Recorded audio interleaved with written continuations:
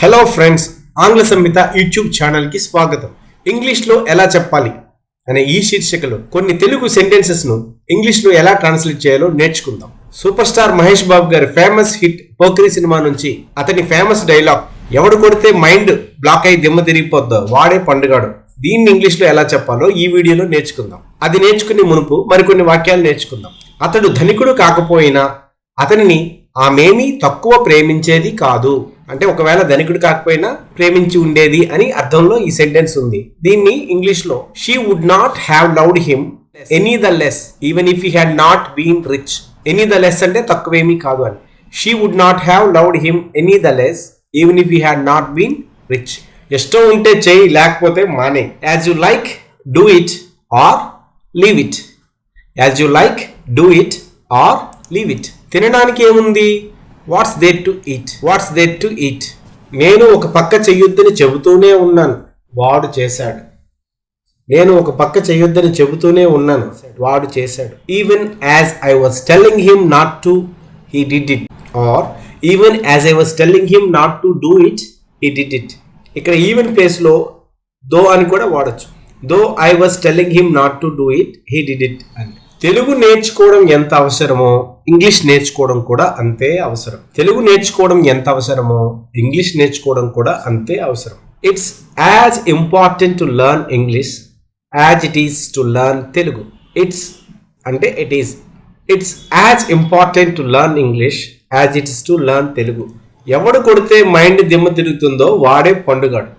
ఎవడు కొడితే మైండ్ దిమ్మ తిరుగుతుందో వాడే పండుగాడు. If your head reels when someone hits you, that's Pandu for you. If your head reels when someone hits you, that's Pandu for you. ఇక్కడ మనం గమనించాల్సింది, ఇంగ్లీష్ లోని ఒక సెంటెన్స్ ని తెలుగులో మార్చినప్పుడు కానీ, తెలుగులోని ఒక సెంటెన్స్ ని ఇంగ్లీష్ లో మార్చినప్పుడు కానీ, ఆ సెంటెన్స్ సందర్భం ఆత్మని అర్థం చేసుకుని మనం ట్రాన్స్లేట్ చేయాలి.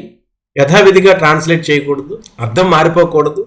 అలాగే ట్రాన్స్లేట్ చేసేటప్పుడు ఒకటికి మించి ఎక్కువ రకాలుగా మనం ట్రాన్స్లేట్ చేయొచ్చు. ఇందాక చూసాం కదా, ఈవెన్ యాజ్ అనే బదులు దో అని వాడచ్చు. అలా కొంచెం అటు ఇటు మార్చి కూడా కరెక్ట్గా ఎక్స్ప్రెస్ చేయొచ్చు. There are more than one option to express correctly. నువ్వు వచ్చి ఉంటే బాగుండేది. If you had come it would have been nice. If you had come it would have been nice. వాడు నన్ను కొట్టించాడు. He had got me beaten. He had got me beaten. ఇక్కడ had got ఏ సందర్భంలో వాడతామో ఒకసారి తెలుసుకుందాం. I had got my hair cut అంటే నేను నా జుట్టుని వేరే వాళ్ళ చేత కత్తిరించుకున్నాను. హ్యాడ్ గాట్ వాడకుండా మనం ఐ కట్ మై హెయిర్ అని రాసాం అనుకోండి, నేను నా జుట్టు నేనే కత్తిరించుకున్నాను అర్థం వస్తుంది. అలా హ్యాడ్ గాట్ అంటే వేరే వాళ్ళ చేత అని ఒక అర్థంలో వాడతాం. కాస్త సాయం చేయమంటావా? కాస్త సాయం చేయమంటావా? Shall I give you a hand? Shall I give you a hand? Shall I lend you a hand? Or shall I lend you a hand with it? Shall I lend you a hand with it? ఇలా సందర్భానికి తగ్గట్టుగా మనం వాడచ్చు. ఏ hand with it అంటే ఆ పనిలో సహాయం చేయమంటావా అని ఒక అర్థంలో వాడచ్చు. అతను తాగినట్లు ఉన్నాడు. అతను తాగినట్లు ఉన్నాడు.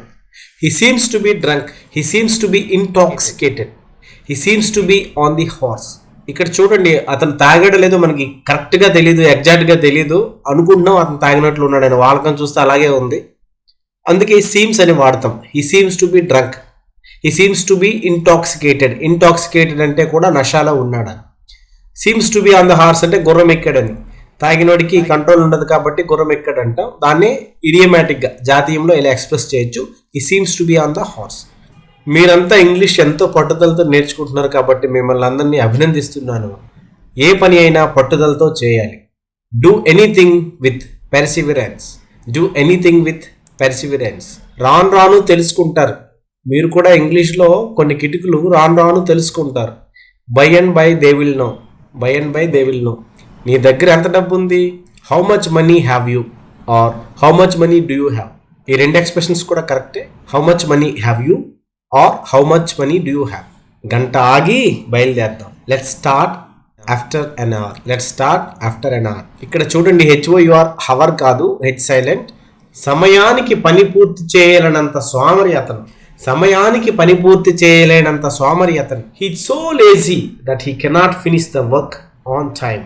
ఇన్ టైం అంటే ఇచ్చిన టైం లోపల, గడువు లోపల. ఆన్ టైం అంటే కరెక్ట్గా గడువు సమీపంలో అన్నమాట. అంటే 12 గంటలకి అన్నాం అనుకోండి, 12 గంటలకు తెచ్చిస్తే అది ఆన్ టైం. 12 గంటలకి అన్నాం అనుకోండి, 10కో 12 ముందలో తెచ్చి ఇచ్చారనుకోండి, అది ఇన్ టైం. నేను అర్థం చేసుకోలేనంత వేగంగా మాట్లాడతాడతను. He talks so fast that I cannot understand him. నేను విశాఖపట్నంలో ఒక ఇల్లు కొనాలనుకుంటున్నాను. I'm thinking of buying a house in Visakhapatnam. మనం అనుకుంటున్నాం కదా, ప్లానింగ్ చేసుకుంటున్నాం, కొనాలనుకుంటున్నాం. సో ఇలా కొనాలనుకుంటున్నాను అనే విషయాన్ని ఎక్స్ప్రెస్ చేయడానికి థింకింగ్ ఆఫ్ అని వాడతాం. I'm thinking of buying a house in Visakhapatnam. ఆడుకుంటున్న నన్ను బతిమాలాడి ఇక్కడికి తీసుకొచ్చింది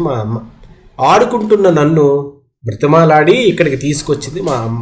my mother pleaded with me and brought me here as I was playing. ఈ విధంగా మనం తెలుగులో ఉన్న కొన్ని వాక్యాలని సరైన సందర్భంలో సరైన అర్థం వచ్చేలా గ్రామర్ తెలుసుకుని ఇంగ్లీష్లోకి ఎక్స్ప్రెస్ చేయొచ్చు. ఓపిక్గా ఈ వీడియోని చూసినందుకు అందరికీ ధన్యవాదాలు. Please subscribe Angla Samhita YouTube channel. Have a nice time. Keep learning English.